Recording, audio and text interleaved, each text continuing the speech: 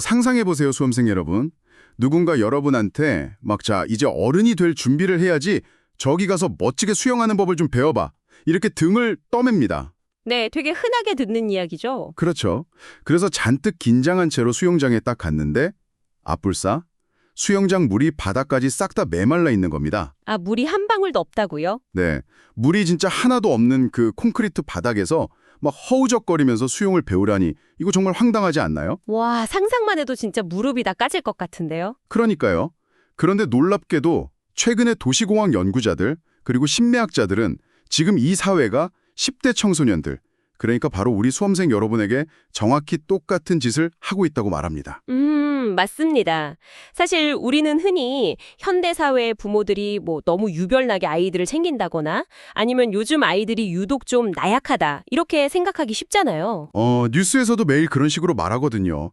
헬리콥터 부모니 뭐니 하면서요. 그렇죠. 하지만 오늘 우리가 살펴볼 자료는 그 모든 책임의 화살을 완전히 다른 곳으로 돌려버립니다.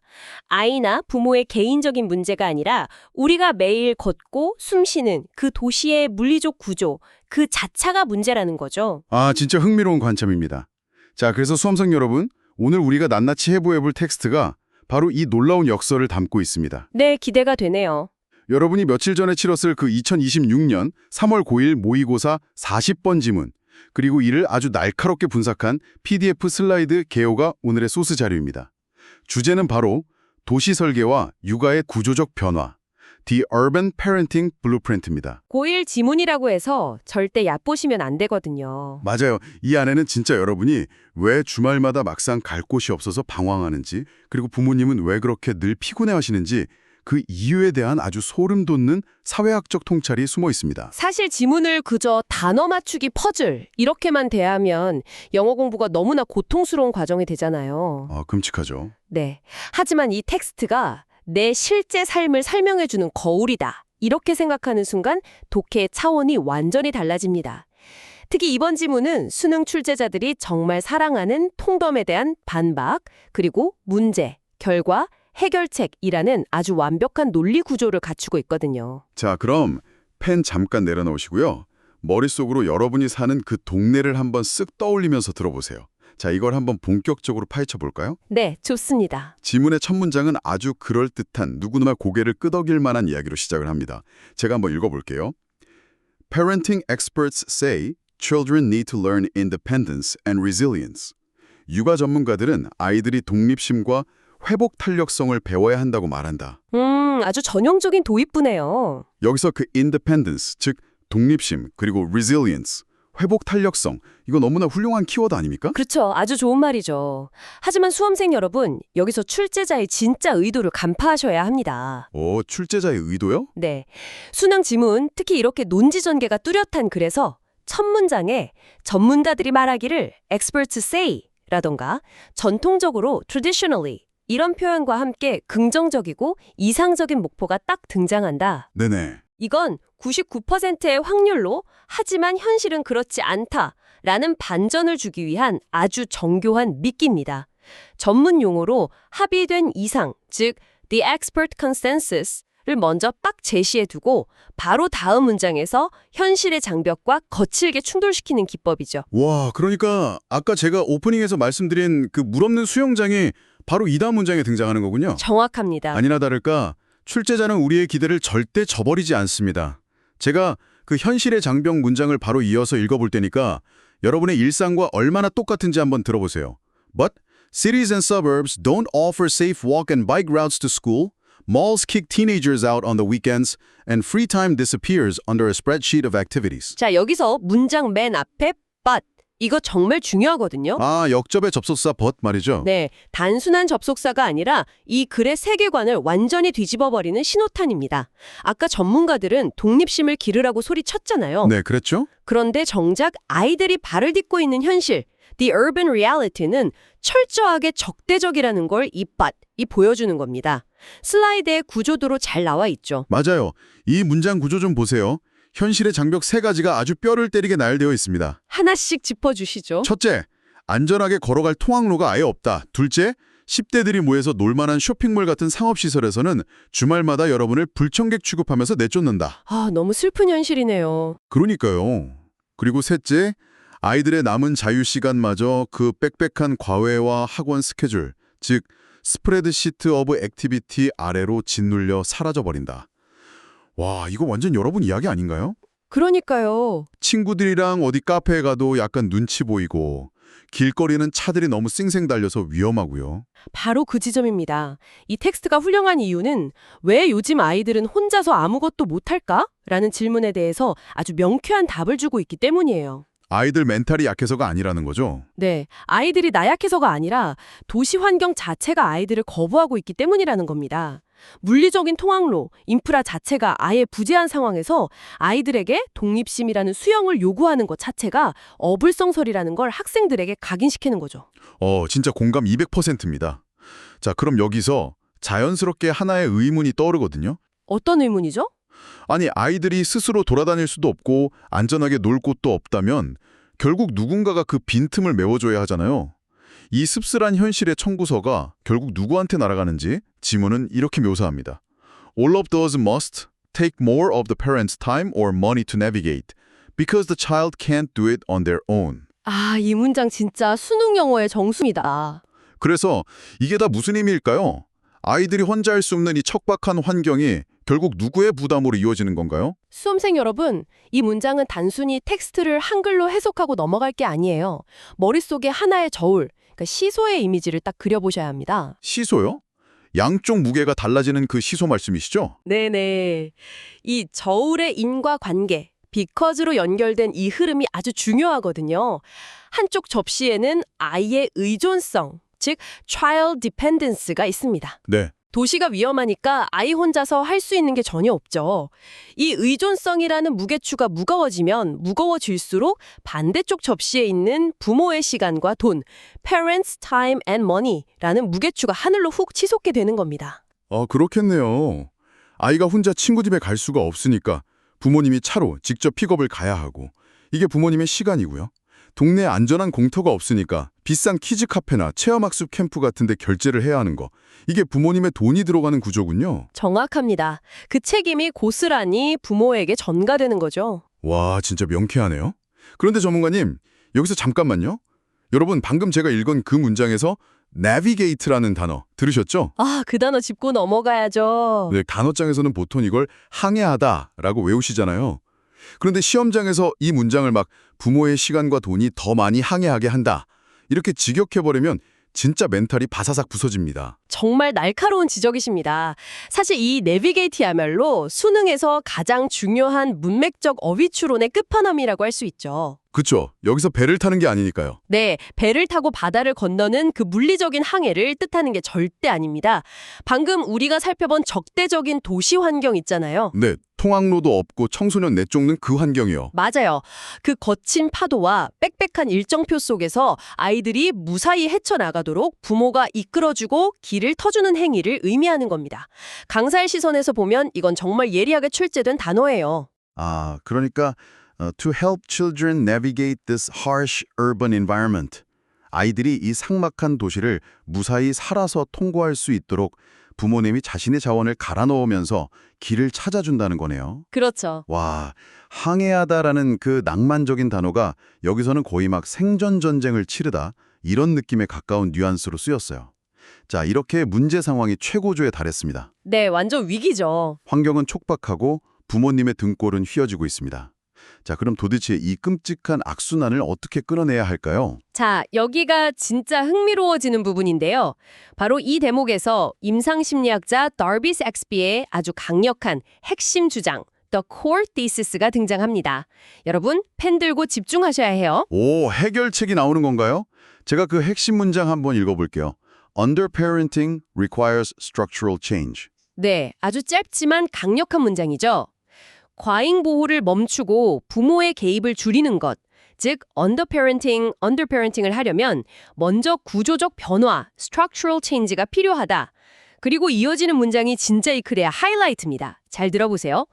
Unlike most political experts, She's not just talking about economic policies like family leave and government-supported childcare.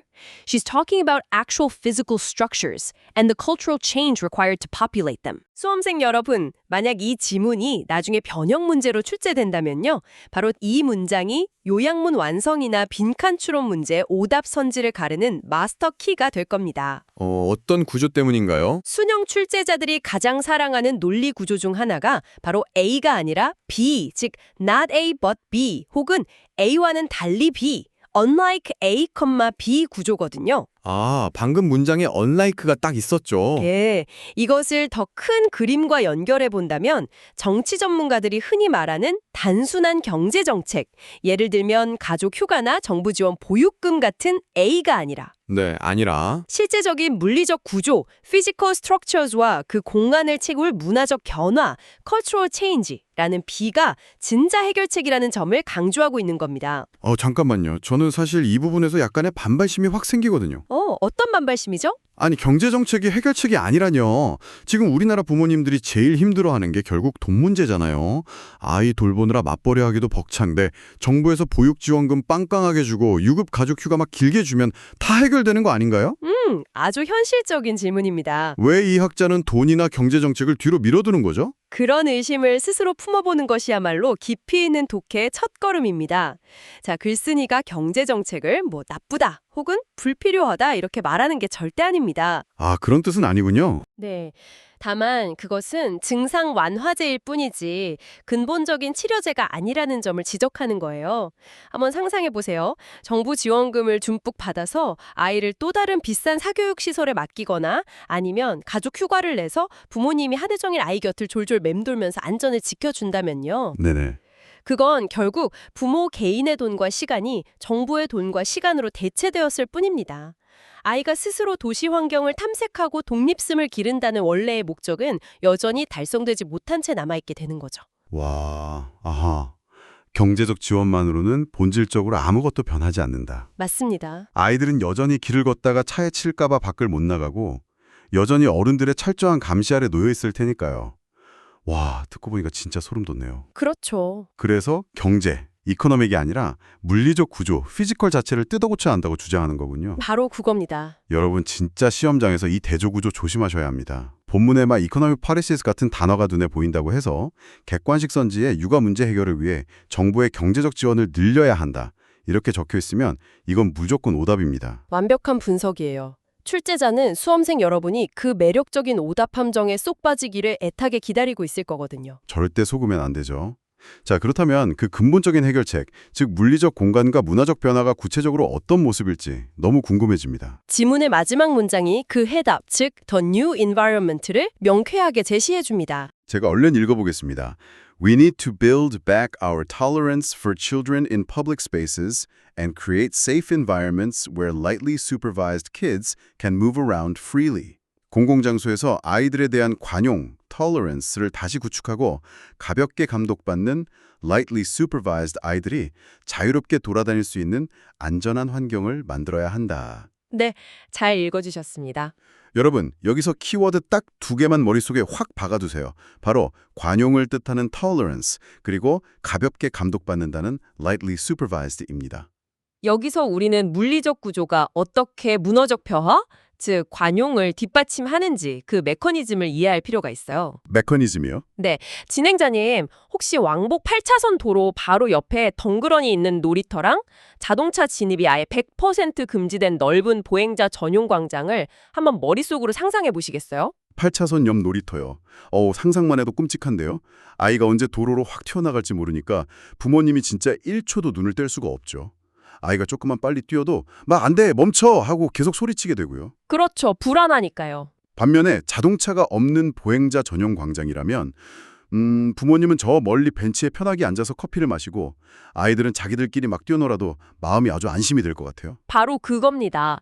방금 말씀하신 전자의 경우가 아까 우리가 살펴본 아이들을 내비게이트 하려고 부모가 엄청난 자원을 쏟아붓는 그 피곤한 육아 환경이고요. 네네. 후자의 광장이 바로 지문에서 말하는 곳 where lightly supervised kids can move around freely의 아주 이상적인 모습입니다. 아, 부모가 저 멀찍이서 가볍게 감독, 그러니까 그러니까 lightly supervised만 해도 되는 안전한 물리적 인프라가 딱 갖춰지면 어떤 일이 벌어질까요? 아이들이 좀 더 자유로워지겠죠? 네, 아이들은 부모의 빡빡한 통제에서 벗어나서 조금 더 자유롭게 소리도 치고 막 뛰어놀면서 스스로 시행착오를 겪습니다.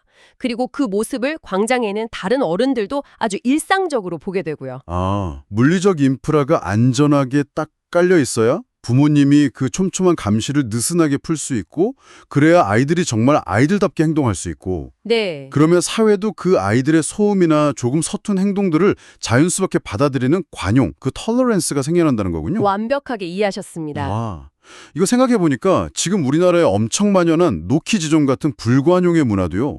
결국은 어른과 아이가 안전하게 공존할 수 있는 그 물리적 설계, 인프라 구축이 실패했기 때문에 나타난 결과일 수도 있겠네요. 정확합니다.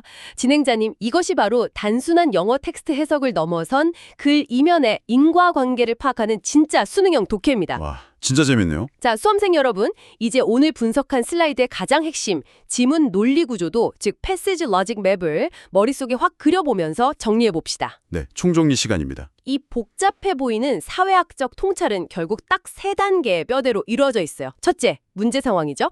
통학로가 없고 청소년을 배척하는 적대적 도시 환경, hostile environment입니다. 1단계 문제, 적대적 환경. 둘째, 그에 따른 결과입니다. 아이들은 스스로 할 수 있는 게 없어서 의존성이 커지고 결과적으로 부모의 시간과 비용 부담, parental burden이 극단적으로 증가합니다. 2단계 결과, 부모의 부담 증가. 마지막 셋째, 바로 해결책입니다. 단순한 경제적 지원이 아닌 물리적 공간 개조와 문화적 관용이라는 근본적인 구조적 변화, structural change가 필요하다는 거죠. 문제, 결과, 해결책. Problem, consequence, solution. 와, 이렇게 뼈대만 앙상하게 발라내고 딱 보니까 아무리 길고 복잡한 영어 문장이 나와도 전혀 두렵지가 않네요. 그렇죠. 40번 요약문 문제는 결국 이 세 가지 뼈대 중에서 두 개를 쏙 뽑아서 요약문의 A칸과 B칸에 집어넣는 아주 단순한 게임이거든요. 아, 그렇게 푸는 거군요. 문장을 막 한 줄 한 줄 한국어로 번역하는데 급급한 학생과 이 전체적인 거시적 뼈대를 꿰뚫어 보고 아, 이 글은 도시 환경의 문제점이랑 구조적 해결책을 대비하고 있구나. 이걸 아는 학생의 정답률은 완전히 하늘과 땅 차이일 수밖에 없죠. 10초 만에 정답이 보일 겁니다. 대박입니다. 수험생 여러분 오늘 어떠셨나요? 우리가 흔히 영어를 그저 지루한 외국어 암기 과목이라고만 생각하잖아요. 보통 그렇게 생각하죠. 그런데 오늘처럼 분석하니까 우리가 숨 쉬면서 살아가는 이 답답한 도시의 민낯을 아주 논리적으로 해부해주는 되게 날카로운 메스처럼 느껴지지 않나요? 여러분이 매일 밤낮으로 졸린 눈 비비며 외우고 분석하는 그 텍스트들 안에는요. 이처럼 세상을 바라보는 수많은 통찰이 숨어 있습니다. 수능이라는 무거운 짐에 짓눌려서 그 진정한 매력을 놓치지 않으셨으면 좋겠습니다. 맞습니다. 오늘 우리가 함께한 것처럼 논리적 뼈대를 잡는 훈련을 계속 꾸준히 하신다면 앞으로 어떤 어려운 지문이 나와도 절대 흔들리지 않을 겁니다.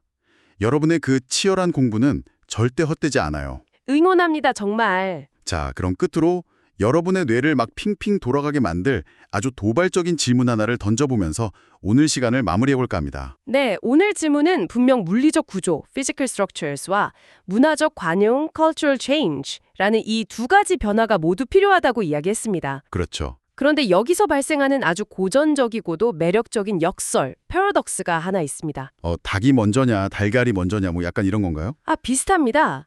과연 인프라가 문화를 만드는 걸까요? 아니면 문화가 인프라를 만드는 걸까요? 오... 이 지문의 내용을 여러분의 일상, 즉 학교라는 공간으로 한번 가져와 보세요. 감옥처럼 획일적으로 설계된 좁은 복도, 그리고 네모반 듯한 교실이라는 이 물리적 구조 속에서 과연 창의성과 다양성이라는 문화적 변화가 피어날 수 있을까요? 와... 건물이 사람의 생각과 문화를 강제한다는 거네요, 결국? 그렇죠. 그렇다면 우리는 학생 여러분을 온전히 존중하는 문화를 먼저 사회적으로 딱 합의해야만 그에 맞는 새로운 학교 건물을 지을 수 있는 걸까요? 아니면 제 아무리 사람들의 인식이 좀 굳어 있어도 우선 건축적으로 열린 공간에 강제로라도 구축해 놓아야 그 안에서 자연스럽게 여러분의 창의적인 문화가 생겨날 수 있는 걸까요? 와, 이거 진짜 정답이 없는 아주 묵직한 패러독스네요. 물리적 공간이 먼저냐, 사람들의 문화적 관용이 먼저냐, 무엇이 무엇을 이끌어가는가. 한번 깊게 고민해 볼 만한 주제죠. 수험생 여러분, 오늘 여러분이 걷는 그 거리, 그리고 매일 오랜 시간 머무는 교실의 구조를 한번 유심히 관찰해 보세요. 이 눈에 보이는 물리적 공간들이 나에게 과연 어떤 문화를 강요하고 있는지 스스로 질문을 딱 던져보는 그 순간 여러분의 독해력은 이미 수능의 경지를 넘어선 겁니다. 멋진 말씀입니다. 그 질문에 대한 여러분만의 답을 마음속에 깊이 품어보시길 바라면서 오늘의 집중 탐구는 여기서 마치겠습니다. 수능이라는 이 거친 파도 속을 매일매일 훌륭하게 내비게이트하고 계신 전국의 고3 수험생 여러분, 끝까지 지치지 마시고 화이팅입니다. 네, 화이팅입니다. 우리는 다음 텍스트와 함께 또 다른 흥미로운 시각을 가지고 돌아오겠습니다. 안녕!